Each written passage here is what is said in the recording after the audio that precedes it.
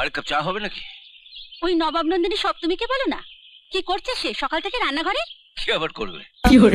সকাল থেকে তোর ডিবেট কোচে যোগান দিতে তো। খা খা খা। শুনলি বড় খোকার কথাটা শুনলি? শুনলাম তো, কিন্তু মা দাদাকে এখন চটিও না। তোমার জামাইয়ের জন্য ব্যাংক থেকে টাকা তুলতে দাদারও তো একটা সই লাগবে। বাহ, বাপের বাড়ির টাকা এভাবেই হাতিয়ে পাচার হচ্ছে তাহলে? হ্যাঁ সপ্তমী, তোমার স্বামীর এত টাকার দরকার কেন? তোমার শ্বশুর বাড়িও কি ভিখারির বংশ নাকি ওরাবার মতো টাকা পায়নি যৌতুক থেকে? আমার বাপের বাড়ি আমায় কি দিয়েছে কি দেবে তাতে তোমার কি? আমারই তো। এবারের যা কিছু এখন তো সব আমারই। আমার ভবিষ্যৎ আমাকে ভাবতে হবে না?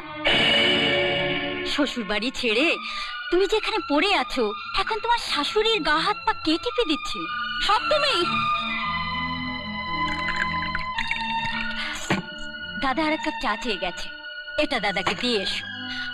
আর হ্যাঁ, গ্যাস ফুরিয়ে গেছে, আজ উনুনেই রান্না করতে হবে। দাদাকে চাটা দিয়ে কয়লাটা ভেঙে দিও। আমি কয়লা ভাঙবো?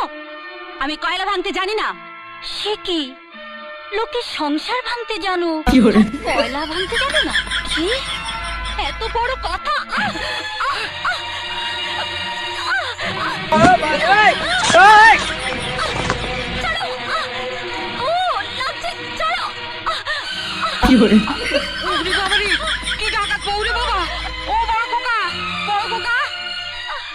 গ্রামের মেয়ে আমি, অনেক গাছের ডাল ভাঙতাম এই হাত দিয়ে।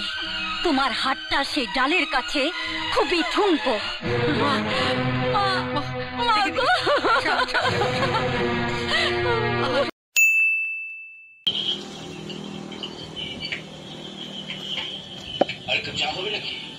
ওই নবাব নন্দিনী সপ্তমীকে বলো না, কি করছে সে সকাল থেকে রান্নাঘরে?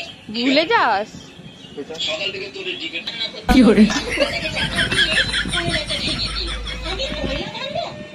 আমি কয়লা ভাঙতে জানি না। সে কি জানো, কয়লা ভাঙতে জানো না? এত বড় কথা! কি করে? চুলের মুঠি ধরো।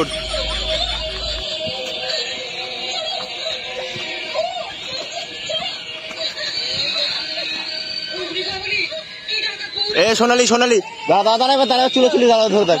পেছাও সোনালি, ঠিক আছে ভয় পেয়ে দাঁড়া, এটা পেছাও। ডাকাত বউরে রেডি, ভয় পাও থাকবে। ও তখন মতো